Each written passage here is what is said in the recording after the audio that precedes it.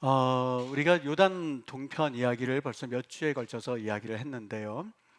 요단 동편의 두 지파 반이 그 땅이 너무 좋다고 하는 그러한 생각에 거기에 남겠다고 모세에게 간청을 해서 결국에는 남게 됩니다. 그런데 조건이 너희들 여기에 남기는 하되 요단 서편으로 건너가서 그들이 땅을 정복하고 분배하는 일을 마지막까지 너희 도와줘라. 그리고 와서 너희들의 땅을 차지해서 거기서 살거라 라고 하는 그러한 결정을 모세가 하게 되죠. 그래서 지도를 잠깐 좀 한번 보여주시면은요, 저 지도에서 보시는 것처럼 문하세 2분의 1 지파와 그 다음에 오른쪽에 있는 갓 지파와 그리고 루벤 지파, 그건 요단강을 중심으로 해서 여러분들이 보고 있는 오른편의 땅이 요르단 동편 땅입니다.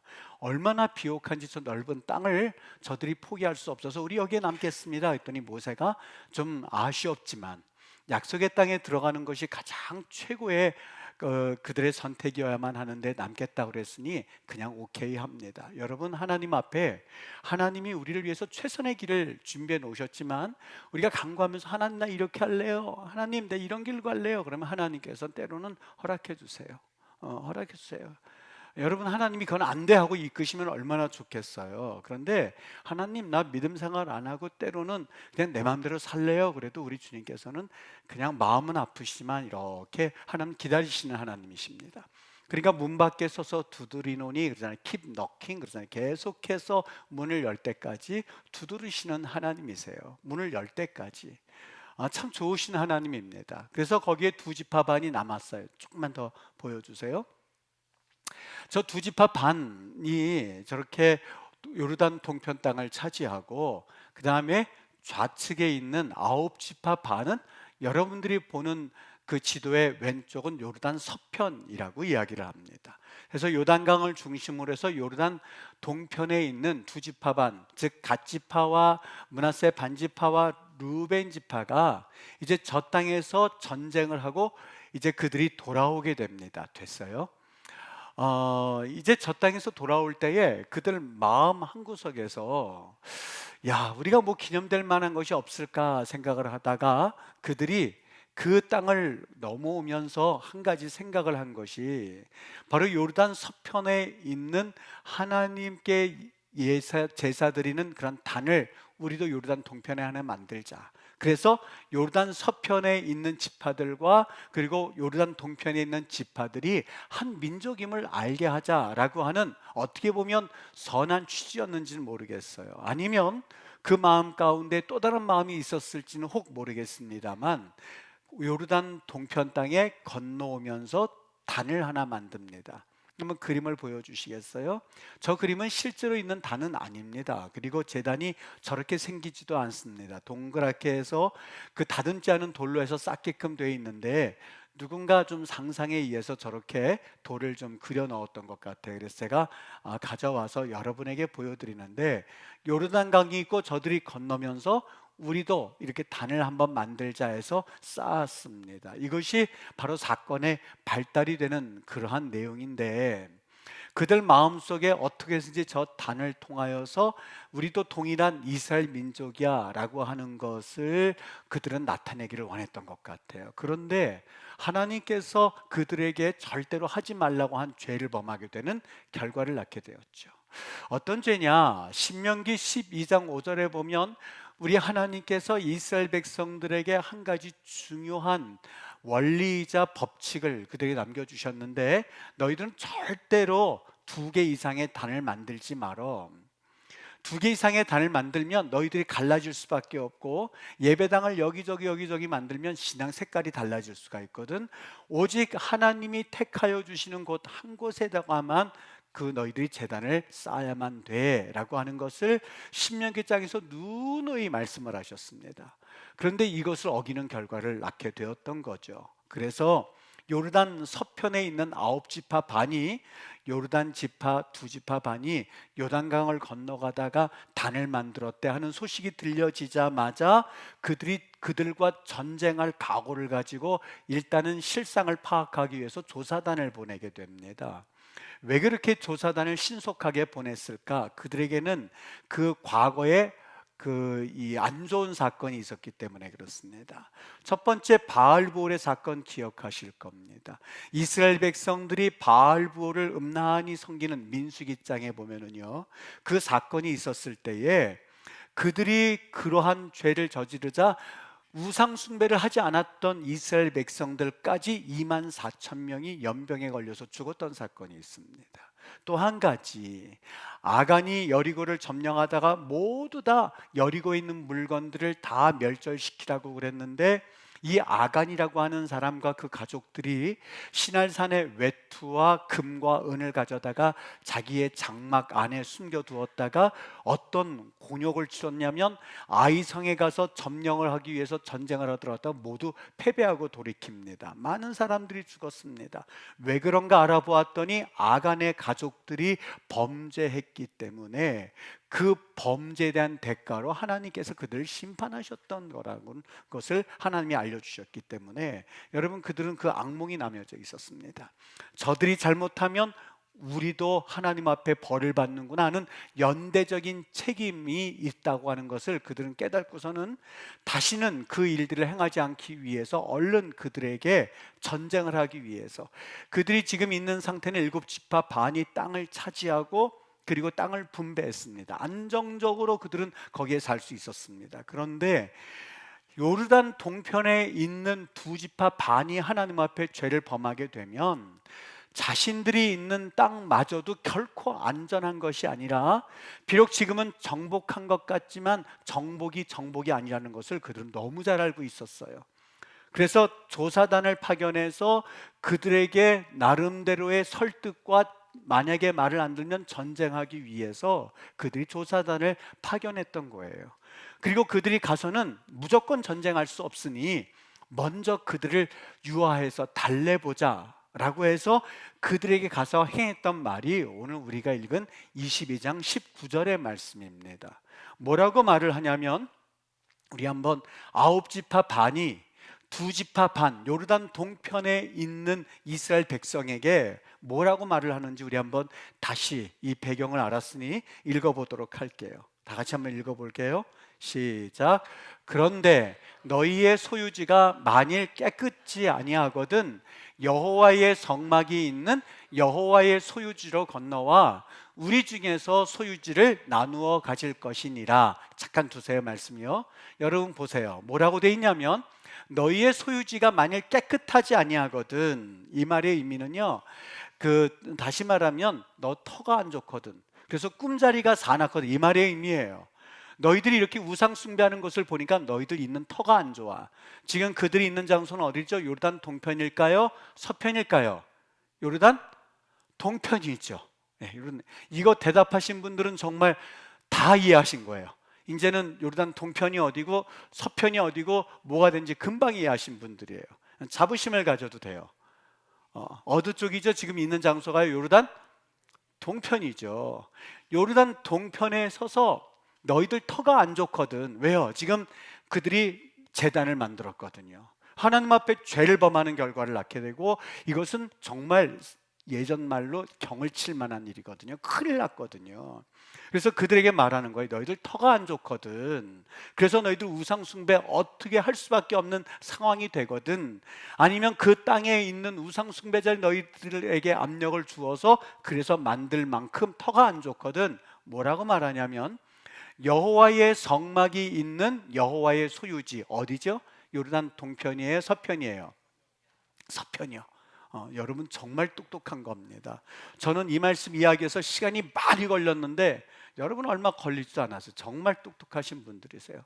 모두 다 여러분들 귀한 이 성경의 신학자리 되기를 주의 이름으로 축복합니다. 네. 여기 보세요. 그 말 속에는 참 여러분은 애쓰셨어요. 참 성경 말씀 들으시기 위해서 애쓰셨어요. 어려운 말씀이에요. 어렵습니다. 근데 잘 이해하셔서 너무 감사합니다. 여기 보시면 여호와의 성막이는 여호와의 소유지로 건너와라, 즉 서편 땅으로 건너와라.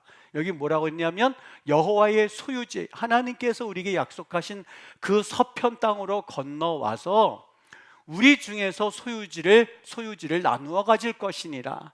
여기에서 말하는 우리 중에서 소유지는 어느 땅에 있는 소유지를 말하죠? 서편 땅이요. 서편 땅에 있는 소유지로 건너와서 이미 우리가 배분이 끝났고 분배가 끝났고 그 각 지파마다 가지겠다고 하는 그 땅의 모든 것들이 다 차지되어 있지만 우리가 나누어 주겠다는 거예요. 무슨 이야기인지 이해가 되시죠? 그러니 너희들 이 땅에서 요르단통, 다시 지도 한번 보여주시면은요, 지도 한번 보여주시면, 너희들 요르단 동편에 있는 그 두 지파 반이 차지하고 있는 저 오른편의 두 땅, 여기에서 고생하지 말고 우상 숭배하고 그리고 돌단을 쌓아서 하나님 앞에 죄범하지 말고 터가 안 좋으니 지금 9지파 반이 있는 서편 땅으로 건너오면 우리가 이미 다 분배는 끝났지만 너희들에게 나누어 줄게, 이 소리예요. 네, 됐습니다. 네. 여러분, 이 배경으로 되어 있는데 저는 이 배경을 통해서 하나님이 우리에게 너무 놀라운 그런 메시지를 주고 있다고 오늘 마음에 감동이 돼서 여러분과 나누고자 합니다. 여기 다시 19절 말씀 한 번만 더 보여주시면 이렇게 말합니다. 우리 중에서 소유지를 나누어 가질 것이라고 되어 있잖아요. 우리 국어 성경에는 우리 중에서 소유지를 나누어 가질 것이라 한 문장이 되어 있죠. 근데 히브리어 단어는 딱 한 단어로 되어 있어요. 한 단어. 한 단어로 되어 있어요. 아하즈라고 하는 그런 단어로 되어 있는데 이 단어가 참 재미있습니다. 이게 무슨 말이냐면요, 기본적으로 아하즈란 말은 쥐다, 소유하다 이런 뜻이 있어요. 그러니까 왕권을 쥐다 할 때에 이 고대 언어에서 보면 왕권을 쥐다 할 때 다 이 단어를 썼거든요. 왕권을 가지면 나라의 모든 것을 다 소유할 수 있기 때문에 아주 강력한 단어가 이 아하즈라고 하는 단어입니다. 그러니까 이 아하즈라고 하는 말을 사용하면은 이거는 누구에도 줄 수 없는 내 소유야 라고 하는 것이 들어가 있거든요. 그러니까 그들이 여기에서 말하는 우리 중에서 소유지를 나누어 가질 것이냐 라고 하는 것은 이 땅에서 모두 소유지를 다 가지고 있는데 이거는 우리 거야, 이 말의 의미가 담겨져 있어요. 그러니 여러분, 성경에서 사무엘 하에 보면 어떤 사건이 일어나면 그 법궤가 이 다윗 왕에게 옮겨갈 때에 우사도 같이 갑니다. 근데 그 당시 바퀴가 온전하지 않았기 때문인지는 몰라도 덜컹거리면서 법궤가 쏟아지는 그러한 일을 경험하게 돼요. 그랬더니 우사가 얼른 그 법궤를 붙잡더라 라고 되어 있거든요. 우사가 손을 들어 하나님의 궤를 붙들었더라. 여러분, 그때 어떤 일이 일어났냐면 우사가 그 법궤를 붙들었으니 얼마나 잘했어요. 저 같으면 칭찬해 줄 거예요. 우사 아니었으면 법궤 깨졌겠네 그랬을 텐데, 우사가 법궤를 쥐고 나서 어떻게 됐죠? 죽었어요. 많은 분들이 물어봐요. 이게 왜 죽을 일이죠? 여러분, 성경에서 하는 말들 가운데 쥐게 봐야 될 게 붙들었다란 말이 뭘로 되냐면 아하즈라고 돼 있어요. 우사가 붙들 때 어떤 마음으로 붙들었는지 우리에게 말씀해 주고 있는데, 우사는 하나님의 법궤가 떨어지면 안 되지 하고 염려한 마음으로 붙들었다면 하나님이 왜 그를 죽이셨겠어요? 우사가 붙들었던 이유는 내가 그동안 보관하고 있었고 내가 그동안 소유하고 있었고 그리고 내가 주인인데 이거 깨지면 그 다윗 왕에게 가서 상급 못 받을 걸, 어이구 내 물건 하고 붙들었던 것을 하나님께서 정확하게 아셨고 사무엘서 기자는 이것을 우리 고발하고 있었던 거예요. 여러분, 우사가 하나님 앞에서 법궤를 붙들었던 그 원인과 그 동기를 정확하게 성경은 알고 있었고 그것에 대한 심판이 바로 우사의 죽음 사건이었거든요. 다시 돌아가서 오늘 본문 말씀을 보면, 여러분, 이 아하즈란 말이요 참 재밌게 되어 있어요. 좀 어려워요. 저도 이 단어를 보면서 몇 번을 쳐다봤어요.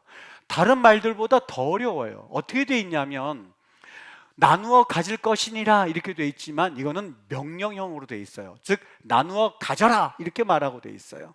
이거를 누가 말했어요? 요르단 서편에 있는 사람들이 요르단 동편에 있는 사람에게 나누어 가져라 라고 말해요. 그럼 원래는 말이 안 돼요. 왜요? 예를 들어서 제가 땅을 가지고 있다고 해봐요. 여러분들이 땅이 없어요. 지금 동편, 서편이에요. 근데 여러분에게 내 친구들이 거기서 터가 안 좋으니까 거기서 우상 숭배하지 말고 이쪽에 와서 소유지를 가지세요. 소유지를 나누어 가져라 라고 명령할 때에, 소유지를 나눌지라 할 때에 내가 이 사람들에게 소유지를 나누어 가질지라, 이 말이 돼야 안 돼요? 여러분들에게 이 말이 돼야 안 돼요? 안 돼요. 내가 가지고 있는 이상 명령을 이분들에게 여러분들이 명령한다고 그래서 여러분들이 나눠줄 수가 없어요. 그건 내 소유예요. 그러니까 뭐라고 말하고 있냐면 나누어 가져라 라고 명령을 하면서 유일하게 성경에서 여기 1인칭으로 돼 있어요. 자기 자신에게 말하고 있는 거예요. 너희들 우리 땅에 와서 소유지를 나누어 가져라 라고 말하면서 내가 나에게 이성훈아, 저들이 소유지를 가질 수 있도록 나누어 가지거라, 이렇게 말하고 있는 거예요. 너무 이상하죠. 그래서 제가 몇 번이고 들여다봤어요. 왜 이렇게 말을 했지?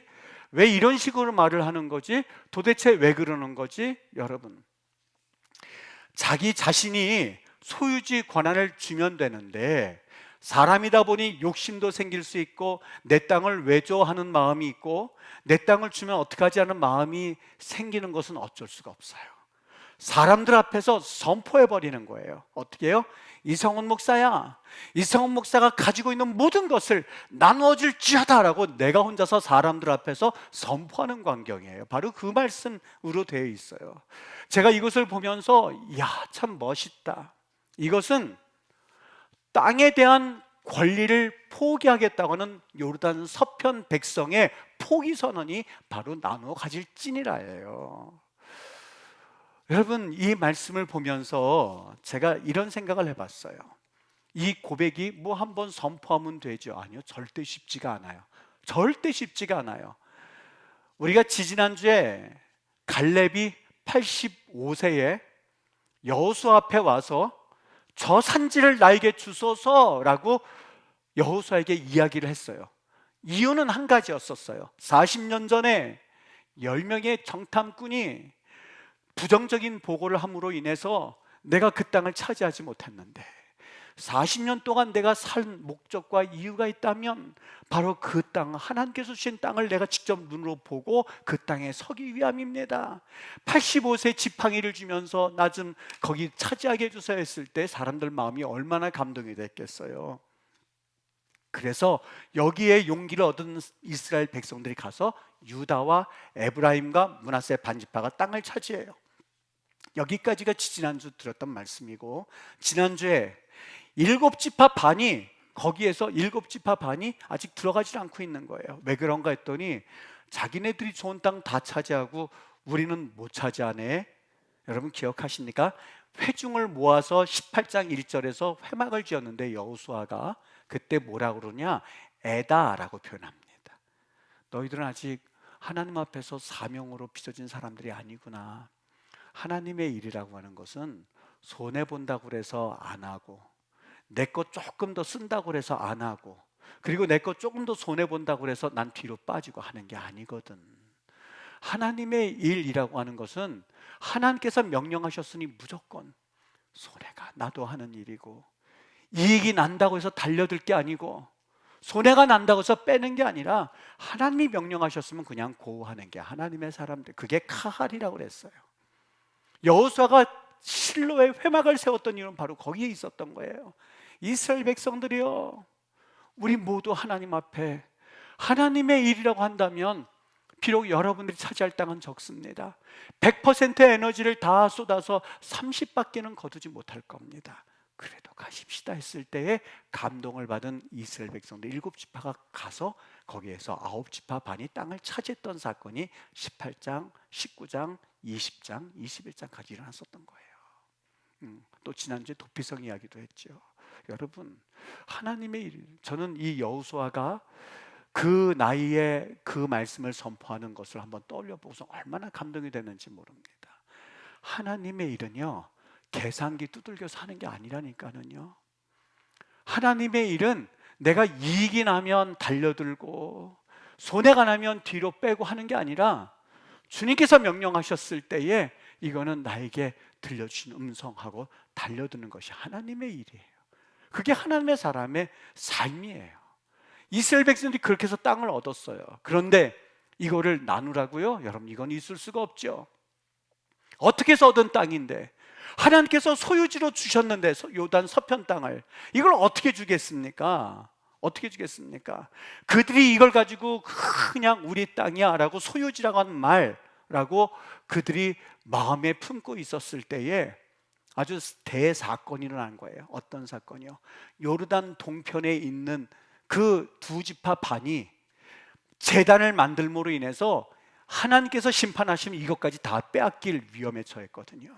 우리가 소유지로, 내 소유지로 인정될 것 같았지만 이것도 역시 물거품이 될 만한 위기에 처했던 거예요. 그때에 여러분, 오늘 이 사건에 대해서 우리 소유지를 나눠줄 것이니라 라고 하는 이야기를 하게 되었던 거죠. 여러분 보세요. 그들은 눈에 보이는 그 땅이 완전히 정복되었다고 생각을 했어요. 어떻게 보면 착각이죠. 여러분, 눈에 보이는 그 땅 정복의 최종적 완성은 이스라엘 서편 백성의 눈에 보이지 않는 자신의 땅에 대한 절대 권리, 그리고 자신의 권리를 포기하였을 때에 비로소 성립된다는 것을 성경에서 우리에게 말씀해 주고 있었던 거예요. 어떻게 해요? 우리 땅 포기할 테니 우리 땅에 와서 살아, 우리 땅 포기할게, 너희들 와서 살아 라고 하면서 그들이 죄 짓지 않도록 이끌어 주을 때 비로소 완성된다는 것을 성경에서 보여주고 있어요. 여러분, 믿음의 삶이라고 하는 것은, 잘 들으세요 여러분, 우리 믿음의 삶, 제가 예전에도 몇 번 말씀드렸죠. 예수님 믿습니까? 믿습니다. 아멘, 할렐루야, 주여, 힘있게 기도하고 할렐루야 찬양하고, 병 고쳐줄 줄 믿습니다, 쇳소리 많이 내고, 그리고 되면 야, 믿음 있는 사람이라고 여러분 착각하지 않게 되기를 바라요. 그게 믿음이 아니에요. 목사님, 예전에 CCC 사형리에 가서 보면 그 주라 시인하고 입으로, 입술로 고백하면 우리 구원받는 것 아니겠습니까? 여기 입으로 고백하면, 주라 시인하면이라는 그 시인이란 말이 여러 종류가 있어요. 마음으로 그냥 믿지만 삶이 따라주지 않는 그런 시인도 될 수가 있고, 그리고 진정 입으로 시인하면 그때부터는 내 마음이 온전하게 따라가는 그런 시인도 있어요. 그 고백이 있어요. 여러분, 단순히 내 삶은 전혀 내가 주판 계산기 두들겨 가면서, 그리고 손해가 나면 뒤로 빠지고, 그리고 이익이 나면 달려드는 세상적인 문화에 절어 있는 삶을 그대로 가진 채, 주님 내가 믿습니다, 한번 하지요, 뭐 믿져야 본전인데, 돈 드는 거 아닌데, 믿습니다 한번 하지요, 내가 그렇게 손해나는 것 아닌데, 그렇게 한번 한다고 하면 정말 거기에 구원이 있을까요? 실제로 있었던 일이에요. 제가 아는 그 선교사님의 일이에요. 선교사님을 어떻게 헌신하셨습니까? 이렇게 하는데, 아유 목사님 말도 마세요, 아프리카에서 정말 발바닥이 다 닳도록 고생하시는 분이세요. 목사님 말도 마세요. 어떻게 해서 선교사가 됐는지 저도 그 얘기를 들으면서 기가 막혔는데, 그 한양대학교에서 옛날에 선교한국이 열리지 않습니까? 그 선교사님들 이 초청, 그러니까 이 학생들을 모아서 집회하면서 선교사로 헌신할 사람들을 모으는 집회예요. 거기에 친구가 하도 가자고 그러니까 이분이 거기에 따라갔던 거예요. 따라가가지고 아유 그 말씀이 들려오겠어요? 얼마나 그 말씀이 지루했겠어요. 막 2시간, 3시간 말씀을 듣는데 너무 졸려가지고 그분이 그냥 거기서 잤어요. 잠을 자고 있는데 갑자기 막 거기서 주여 주여 그러는데 일어나시오 하는 소리가 들리니까, 잠을 자다가 일어나시오 하는 그 소리가 딱 들리니까 자기도 모르게 옆에서 후다닥 대고 일어나니까 자기도 후다닥 대고 일어난 거예요. 깜짝 놀랐어요. 일어나고 나서는 다 일어나서 같이 기도를 해주기 기도받고, 그리고 이제 다 기도하길래 자기 친구한테 야 아까 왜 일어난 거냐? 자다가 깜짝 놀랐다. 그러니까 아니 선교사로 헌신할 사람 일어나라고 그래서 일어난 거야. 여기에 이분이요 막 그때부터 잠을 못 이루는 거예요. 선교사로 헌신하라고 해서 일어난 거야? 난 그거 모르고 일어났는데 어떡하지? 정말 그때 일어난 사람은 선교사로 안 살고 그냥 말고요, 이분은 이게 마음에 남아가지고요 결국엔 선교사로 헌신했어요. 그 사건 때문에. 선교사님 너무 눈물겹게 귀하게 감당합니다. 하나님 앞에서 내가 헌신하고 그렇게 하겠다고 결심한 그것이 마음에 담아서 일평생 사랑하는 그 모습을 보면서 여러분, 두 분 다 고백을 했죠. 두 분 다 시인을 했죠. 선교사로 헌신할 사람 다 일어났죠. 근데 한 사람은 시인은 했지만 그냥 지금은 직장생활하면서 자기 생활 살아요. 자기의 권리를 누리고 있어요. 또 한 사람은 자기도 모르게 일어나기는 일어났는데 그것이 마음에 남고 그것이 자기의 삶에 너무 중요한 부분이라는 것을 알고서는 일평생 헌신하고 살아요. 자, 여러분에게 묻죠. 누가 진정한 하나님의 음성을 들은 사람입니까? 누가 선교지 콜링에 대한, 선교사 콜링에 대한 음성을 듣다고 생각하십니까? 듣고 눈물 흘리고 그러나 가지 않은 그분이 콜링을 받은 사람입니까? 아니면 눈물도 흘리지 않고 말씀의 은혜도 받지 못하고 그저 침 흘리면서 잠자고 있다가 소리에 벌쩍 깨가지고 일어나서 선교지로 헌신하겠다고 한 그 사람이 진정 콜링을 받은 사람이라고 생각을 하시는지요? 어떻습니까? 여러분, 믿음의 삶이라고 하는 것은 하나님, 내 병을 고쳐줄 줄 믿습니다 라고 하면서 소리를 내어서 기도하는 것뿐만이 아니라 그 삶 가운데에 하나님이 내게 음성을 들려주셨다고 하는 것을 직접 듣고 그 삶의 변화와 실제를 경험하는 그런 거룩한 삶의 사람들을 이끌어서 믿음의 삶이라고 말해요. 여러분, 이 사람들이 이것을 어떻게 실현 가능하게 생각하는 줄 아십니까? 이것은요, 내가 내 모든 삶에 권리를 가지고 있습니다는 그 권리를 완전히 포기할 때 가능해요. 풀리면 이스라엘 땅의 주권 가지고 있죠. 요단 서편이요. 요단 서편의 땅 자기의 권리죠. 자기의 소유지죠. 그런데 그 소유지는 어떻게 얻었냐면 정말 말도 못할, 자신의 조상들이 수백 년 동안 애굽 땅에서 그리고 광야에서 그리고 겨우겨우 이 땅에 섰는데 이것을 어떻게 포기하란 말이에요. 그런데 하나님 앞에서 그 요르단 동편에 있는 백성들을 끌어들이기 위해서 내가 포기합니다 라고 하는 그 고백, 그리고 하나님 앞에서 내가 이 모든 것을 다 내 권리를 내려놓습니다 라고 했을 때 협상이 가능했던 것처럼 요르단 동편에서 우상 숭배하는 것이 너무나 안타까워서 자기의 권리를 포기하고 그들을 끌어들이려고 했을 때에 진정으로 요르단 서편에 그 땅의 권리를 취할 수 있는 것처럼, 여러분, 믿음의 삶이라고 하는 것은 여러분들이 자녀에 대해서 가지고 있는 권리, 여러분들이 아내에 대해서, 남편에 대해서 가지고 있을 수 있는 권리, 여러분이 수중에 있다고 여겨지는 재산에 대해서 포기할 수 있는 권리, 또 여러분들이 생각하고 있는 내 생각과 내 계획과 내 인생의 모든 삶 전체의 그 과정들을 마음대로 살 수 있는 그 권리, 그것을 포기할 때에 비로소, 그리고 하나님의 절대 주권을 인정할 때 비로소 이 일은 가능하다는 거예요. 주님, 내 하인을 고쳐주시옵소서. 너 그렇게 믿니? 믿습니다. 믿습니다. 그러면 자기가 가서 자기가 안수해서 나면 되지요? 아니요, 그렇게 하지 않았어요. 주님께서 가시겠다고 하실 때, 주님, 저도 남의 수하 있는 사람이라, 저도 남의 수하를 데리고 있는 사람이라 가라고 하면 가고 오라고 하면 옵니다. 예수님 가지 마시고 말씀만 하시옵소서 라고 고백했을 때에 주님께서 그 믿음을 보시고 그의 이 하인을 고쳐주셨던 것처럼 하나님 앞에 그 절대적인 권리, 그리고 하나님의 절대적인 주권을 진심으로 인정해드리고 그걸 믿을 때에 그때서야 비로소 하나님의 역사들이 나타나는 것이죠. 여러분, 그렇기 때문에 권리 포기라고 하는 것은 단념이 아니라니까는요. 권리 포기를 통해서 정말 소중한 것을 내가 취하기로 결정하는 것이야말로 권리 포기의 의미입니다. 어느 사람이 농사를 졌어요. 내 농사를 지려고 땅을 막 개간하고 있다가 아주 기가 막힌 다이아몬드 이만큼을 발견한 거예요. 근데 그게 내 땅이 아니에요.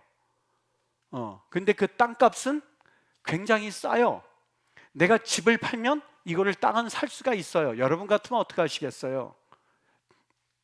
이렇게 물어보니까 어떤 사람이 그 발견하고 주인한테 갖다 줘야죠. 지금 그 비유의 내용이 그런 취지가 아니에요. 그거를 다 묻어뒀어요. 다시 다 땅을 파고서 다 묻었어요. 발로 쾅쾅 밟았어요. 그리고 집에 갔어요. 여보, 우리 지금 집 팔자. 아니, 당신 무슨 소리야? 얘들아, 전학 가자. 아니, 무슨 소리야? 얘들아, 지금 모든 거 지금 다 너희들 있는 거 소유물 다 정리해. 빨리빨리 이사 가자.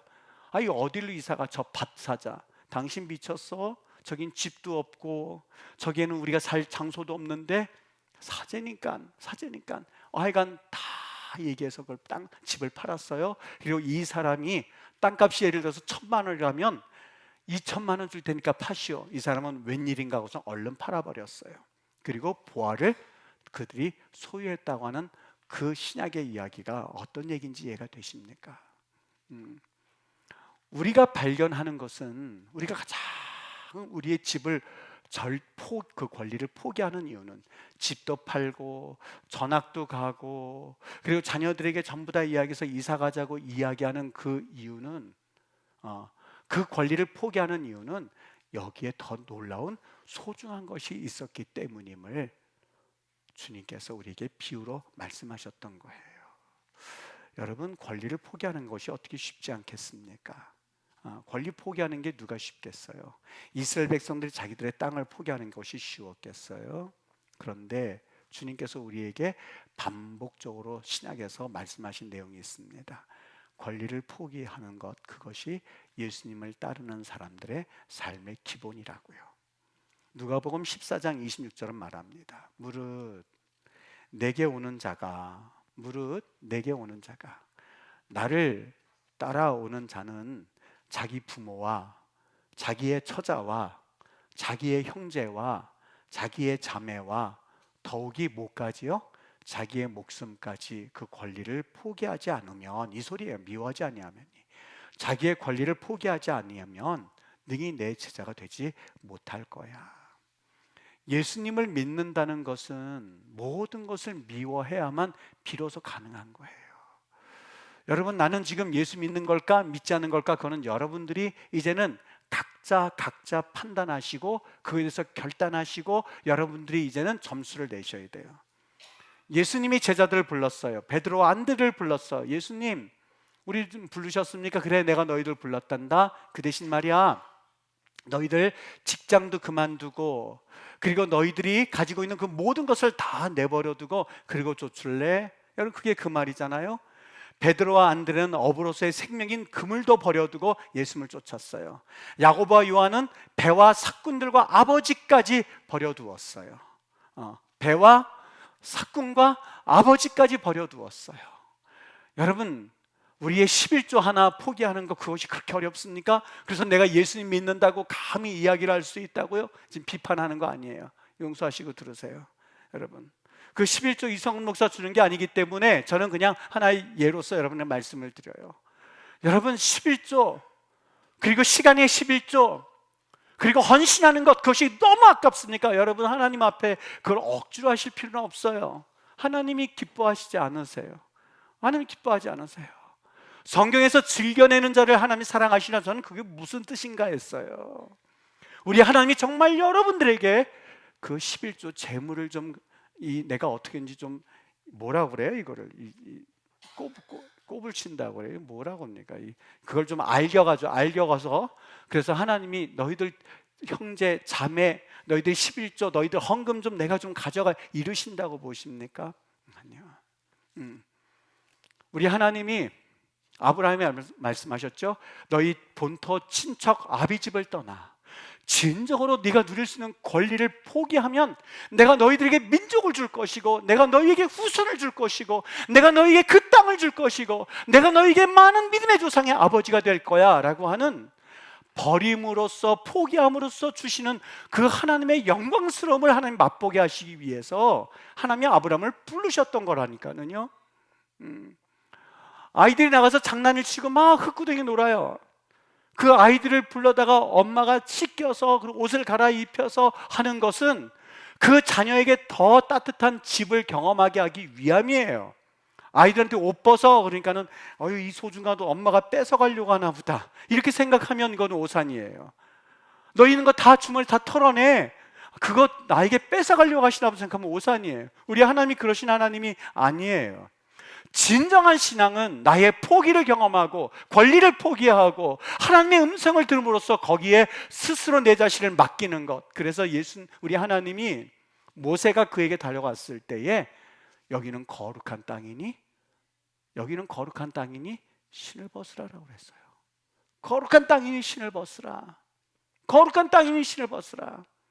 하나님 앞에서 네가 가진 권리를 포기하라는 거예요. 여러분, 이거는 예수님이 우리에게 단순히 말씀하심으로만 아니라 예수님도 권리를 포기하셨어요. 주님 보좌 우편에 앉아 계신 하나님이 우편에 앉아 계실 권리를 포기하셨고, 그리고 그의 생명도 포기하셨어요. 우리의 생명을 위해서요. 세상의 풍속 다 포기하셨어요. 그분은 집도 없었어요. 집도 없었어요. 여우도 굴이 있고 공중의 새도 거처가 있을 때 인자는 머리 둘 곳이 없다. 왜 가룟 유다가 예수님을 팔러 왔을 때 입에 손을 맞췄을까요? 예수님의 옷과 그의 행색이 다른 사람들보다 뛰어났다면 그냥 가면 알아. 로마 군대에 가면서 거기 가면 예수님이 누구인지 금방 드러날 걸 이렇게 말하지 않고 왜 손을 맞췄을까요? 예수님의 행색과 그의 모든 모습이 제자들과 거의 비슷비슷해서 내가 입을 맞추지 않으면 누가 예수님인지 누가 제자인지 알 수 없었기 때문에 예수님에게 입을 맞췄던 거예요. 그만큼 예수님은 사실상 소유는 없었어요. 하늘 보좌 우편에 앉아 계신 그 하나님이 말 구유의 그 모든 것들을 포기한 듯한 그런 모습으로 이 땅에 오셔서 이 땅에 사시면서도 권리를 주장하지 않으셨던 하나님이세요. 그 하나님이 그 권리를 포기하시고 나서 얻은 건 뭐예요? 여러분과 나예요. 그 생명이에요. 여러분과 나를 생명을 주신 거예요. 그분이 포기하심으로써요. 사도 바울이 이걸 알았어요. 그렇구나, 예수님이 나에게 그러한 놀라운 은혜를 주셨던 것처럼 내가 예수를 믿는다라고 하는 것은 내가 포기하고 예수를 얻는 것이구나. 그게 바로 갈라디아서 2장 20절 말씀. 내가 그리스도와 함께 십자가에 못 박혀 죽었나니, 내가 그리스도와 함께 십자가에 못 박혔나니 그런즉 이제는 내가 사는 것이 아니요 내 안에 그리스도께서 사시는 것이라.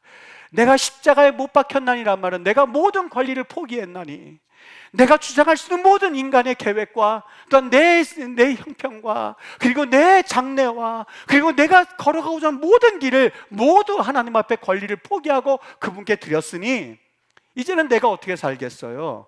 내 권리가 없는데, 내가 이렇게 가고 저렇게 가고 내가 이런 길을 가고 저런 길을 가고 하는 모든 권리를 포기했는데 무슨 권리가 남아있겠어요? 그저 노 없는 돛담배처럼 물결이 이리 흘러가면 이리 가고 저리 흘러가면 저리 흘러가는 그런 인생을 살아가는 그런 모습처럼 그 말이에요. 이제는 내가 사는 것 아니요 내 안에 그리스도께서 사신 것이라. 그리스도께서 사신 것이라. 내가 이제부터 사는 것은 나를 사랑하셔서 나를 위하여 자기 자신을 버리시는 하나님의 아들을 믿는 믿음 안에서 사는 것이라. 할렐루야. 여러분, 이게 바로 예수 믿는 삶이고 이것이 바로 권리 포기에 대한 내용입니다. 다시 한번 여러분에게 초청합니다. 예수 믿는 것 그냥 눈물병을 몇 방울 흘리고 울적울적하고 그리고 감동 자극해서 좀 한번 이렇게 헌신 한번 하고 그것도 기분에 따라서 그리고 주님 앞에 내가 울컥하면 그것이 예수 믿는 그리고 내가 때로는 좀 한번 나와주고 예배 나와주고 헌신 한번 해주고, 여러분 이게 예수 믿는 게 아니에요. 우리 주님께서 원하시는 건 그게 아니라니까요. 모든 것을 포기하고 그분이 내 안에 들어오셔서 나를 주장하시는 그 삶을 살아내는 것, 이것이 바로 예수 믿음의 의미이고 이것이 바로 예수 따라가는 제자의 삶의 의미예요. 여러분 이거 결코 쉽지 않습니다. 정말 쉽지 않습니다. 매일같이 싸워야 돼요. 매일같이 싸워야 돼요. 잃어버렸다 하면 그 권리 스물스물 찾아오려고 하고요. 또 내 권리, 이거 내 건데, 내 권리인데 하는 마음이 들기 시작하고요. 이거 여러분 예수 믿었다고 할 수가 없어요. 그냥 흉내만 내고 있는 거예요. 오늘 이 아침 주님께서 여러분들을 만져주시고 또 이 시간 여러분들을 터치해 주시고 또 우리의 권리를 요구하시는 것이 아니라 더 놀라운 선물을 주시기 위해서 우리를 바라보시는 그 주님 앞에 여러분 응답하실 수 있게 되기를 주의 이름으로 축원합니다. 그냥 그 자리에서 계속 머무를 것이 아니라 예수 믿는 것이라고 하는 것은 바로 이 권리를 포기하는 것이라고 한다면 나 한번 포기했으면 좋겠다 기도하면서 그 길을 계속 걸어가세요. 그리고 천국 가서 주님 앞에 만나기 전까지 주님 나 다 포기했어요. 이제 주님께서 가자고 그러시면 난 갑니다. 천국 갑니다 하는 그 마지막 사도 바울의 이 고백처럼 나를 사랑하사 나를 위하여 자기를 버리신 하나님의 아들을 믿는 믿음 안에 내가 살았습니다 하는 그 고백을 우리 여기에 계신 우리 성도님들은 모두 행할 수 있게 되기를 주 예수 그리스도 이름으로 축원합니다.